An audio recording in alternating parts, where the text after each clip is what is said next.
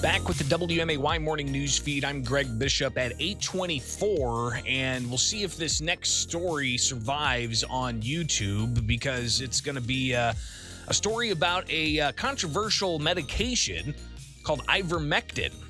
And I'm not a doctor. I don't know its efficacy. I know that it's on the list of United Nations essential drugs. It's a cheap drug. It's an anti-parasitic drug. There are some that have been using it based off of studies done around the world to treat COVID-19. However, it's not something that is approved by the FDA for a treatment against COVID-19. But I think that there are some states in the United States that are starting to have studies about the use of this drug. But regardless, it's something that some people have a choice to have as a treatment for COVID-19. My next guest joining me has a father in a hospital in Naperville who's going through the courts to have the courts tell the hospital to allow a doctor to administer ivermectin. So joining us now is Kwan Ng. Her father is in the hospital with COVID-19. And Kwan, please just take some time here to tell us about the situation. Good morning. Good morning. Good morning. Now the situation is I file to the court to require a court order to let the hospital allow my father to use ivermectin. And now I have the court order, and but the hospital still try to refuse my request. And then after the judge, talk to the hospital, and then finally my father is allowed to use ivermectin. So your father has been administered ivermectin. He went into the hospital in mid-October, and you found a doctor that is willing to prescribe ivermectin. And when you brought that to the hospital refused. And you actually had to go to the courts to get the courts to say, you need to allow for this medication to be administered. Now, I've seen this reported elsewhere, and it was also in a news release from a group that is associated with your attorneys.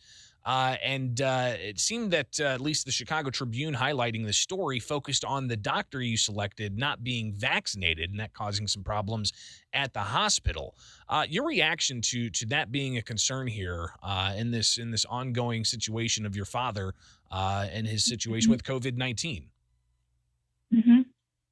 Well, to me, it's not a concern whether the doctor is vaccinated or not. To me, the only concern is his professional knowledge and advice, and this is what I want. And also, the vaccine status, to me, is a kind of privacy. I won't ask the doctor whether you are vaccinated or not before asking for providing me the service. We're talking with Kwan Ng, her father, 71 years old, in a hospital in Naperville after being hospitalized with COVID-19 on October 15th. Took weeks for you to get a court to say to the hospital they have to allow a doctor to administer ivermectin, which is a controversial drug. It's not approved by the FDA. Why did you feel that was necessary? Well, so if you have your loved one in ICU like for 3 weeks or 1 week, you do not see any improvement, I think you will start to searching for other medication or other methods to save your loved one's life. To me, I know ivermectin before, and after my dad admits to ICU, I just do more deeper research on ivermectin, and then I searched a lot, including some papers and advice from expert and professionals, and a lot of information. And then one information is really helpful. One source is FLCCC. They have the protocol. They have study and a lot of clinical proof that the protocol is working. And so I looked deeper. And finally, I decide ivermectin probably can help my dad. And also, I know that this medicine is safe. Considering my father is now in a in a very dangerous knife and death situation, I think I want to choose something is minimize the risk. So I think ivermectin gives me lowest risk as a treatment. So that's why I choose ivermectin.